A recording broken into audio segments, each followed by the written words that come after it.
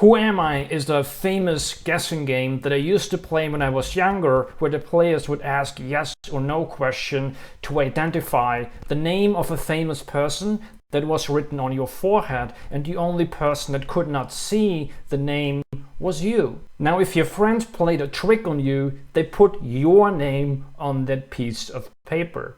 And how self-aware you are about yourself and about your interests, about what you're good at, what you like and dislike, would have determined how fast you would have figured that out. And the challenge when you don't know yourself, when you lack self-awareness, is that you often live your life on autopilot. And if this autopilot directed life is not satisfying and fulfilling for you, then you feel stuck. And the only way to switch off the autopilot and take control over the direction of where your life experience is going towards is to develop your self-awareness. Now, usually when people try to develop the self-awareness, they go to different techniques and tactics and try to use them. But often they end up abandoning them because they feel overwhelmed by all the different things they could do. They could journal, they could meditate, they could go on retreats. And while these things are really helpful, there is a far simpler way to get started. And that is to simply pay more attention to what you do every day, to what's going on in your life. Take, for example, eating. Something you do several times every day. When you start to pay more attention to it before you eat, while you eat, and after you eat, it's a great way to enhance your level of self-awareness.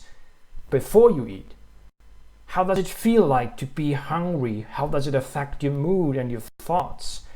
How does the food taste that you eat? What taste do you like? What foods do you not like? Afterwards, what does it feel to feel full, to feel satisfied by the food you've eaten? Next, take walking, something you do every day, whether you take a quick walk, whether you walk from one building to the next, whether you walk into the supermarket. You can start to pay more attention to the sounds you hear around you when you walk, to the thoughts you have about people you see, to the temperature, to the wind blowing in your face, to the paths you enjoy walking, to the paths that you don't like walking. Then observe yourself at work. What tasks are you doing the first thing? What tasks are you putting off for later? What tasks do you prefer? What tasks do you not like? How do you feel at the beginning of work? How do you feel at the end of work? How often do you take breaks? What thoughts do you have about work when you are not at work? What thoughts do you have about work when you are at work? Something else you do every day is interacting with other people. So pay more attention to the words you say to other people. Pay more attention to the words that other people say to you and how they affect you and how they affect your reactions and your response towards it. Pay attention to what behaviors do you like in people? What behaviors do you not like? What topics do you like talking with other people about? What topics do you rather avoid? If you're interested in finding more ways to figure out what you're good at by observing where you spend your time, I suggest you check out my other videos, which you can find in the top right corner of this video or also below the description in this video. And after you practiced paying more attention to the things you're already doing, then it makes sense to utilize other practices to further develop your level of self-awareness. First practice that I found really helpful that I want to share with you is to simply note down the observations that I made while I was paying more attention to myself and on the things that I was doing every day anyway, is to simply use a notebook like this as a daily journal to note down my thoughts, my behavior, my reactions in certain situations, the topics I talked about with other people. Then I also found it helpful to lie down in bed when everything is done for the day, and then to close my eyes and to visualize the day that I've just gone through and visualize the different situations, the realizations I made, maybe new things I discovered about myself, and really reflect